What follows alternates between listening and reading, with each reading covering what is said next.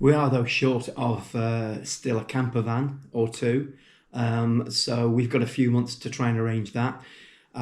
We put out a Facebook post just explaining what we're trying to achieve, and what we need. And mostly what we need now is that mobile headquarters, somewhere for us to sleep on the journey south. So anybody out there that knows somebody or has themselves a camper van needs to be roadworthy naturally. It needs to be able to get us, around about 1,800, 1,900 miles round trip, full berth, and ideally 4 seat belts, because we want whoever's travelling in it to be safe, of course. Anybody out there, we're looking for one free loan. Obviously, we'll insure it and we'll pay for the fuel. I don't expect you to do everything, but I do know a lot of people have camper vans, mobile homes, and I do know they spend a lot of time on drives. So if you've got one between, I don't know, around about the 15th of May, we start the walk on the 18th, through till back end of June, that sort of time, about 45 days, something like that.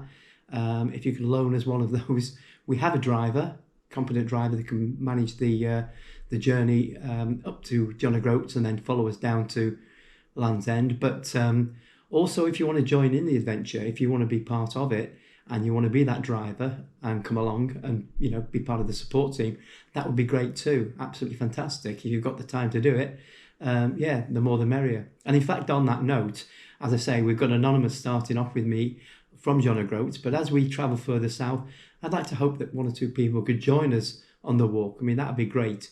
It's, I've done a lot of walks on my own, many miles, but excuse me. But it's great also to have company on the way. You swap stories. It makes the time go by just that little bit quicker and a little bit more enjoyable. So anybody who's thinking, I'd like to join the march south for the good cause of St John's Hospice, we would be more than happy to have you along. And even if that's just for an hour, you don't have to be some sort of super fit walker, walking days after days. You don't have to do that at all. You can spend an hour with us, a day with us, a week, or do the whole darn thing, is what I say. So, providing you can sort out your own accommodation, get your own camper van, well then, that'd be great. So that's that. What else have we got? Oh yeah, just a week now before the Great North Run. So the anxiety in me builds. It builds from about 2 weeks out. And it's silly because I'm not, looking to be placed anywhere high up the list. There's 40-odd thousand running. I'll be just happy given the fact that I've done so little training. Though I've done a few long runs this last week, so I feel a little bit fitter than I did perhaps when I got back from Crete. I couldn't be less fit.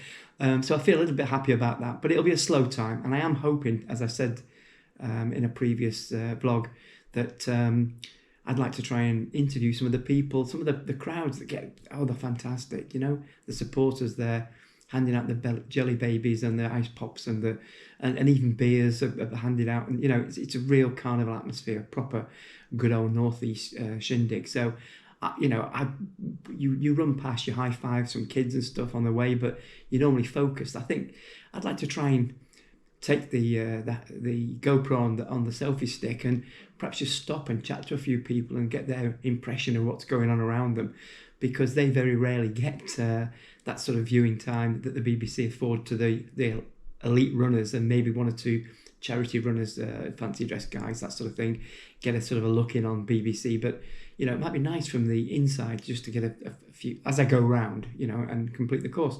So that's that. I've got my finishers shirt on from last year. I like this one. It's a red shirt in 23. So I'm hoping to get across the line for a medal. As we know, I like a medal, and another finisher shirt, and that's a week away. So the anxiety builds. Minute across the start line, it all evaporates, and it's done it every single year for the last, I've done 11 out of the last 12 Great North Runs. I just feel nervous. I feel like, butterflies in the tummy, all of that. It's crazy. But it's the same every year. I'll be glad once we've got started. I think that's the same for most people. And I may have mentioned Nervous Wheeze from the Blackpool Run the Lights that I did a couple of weeks ago.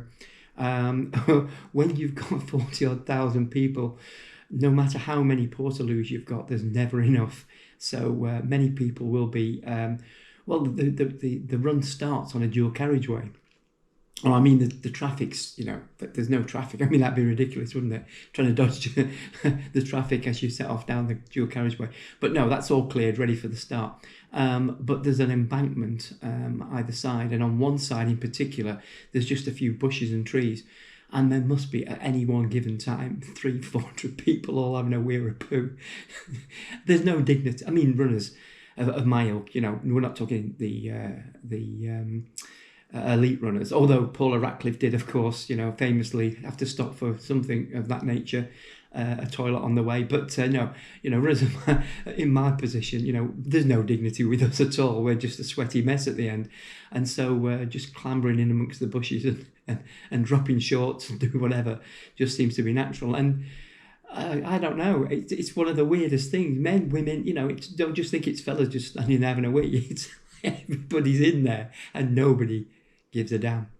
Anyway, that's a week away. So looking forward to that. And then we're just 8 weeks away from my Caribbean adventure. I say mine, it's with my family. I'm looking forward to it so much, my lovely family. And we're going to get lots of fun shots of that on the ship and, of course, ashore on the various excursions. So I think that's all for now. I think that's a sort of a catch up where we are. So that's your old mad dog saying bye-bye.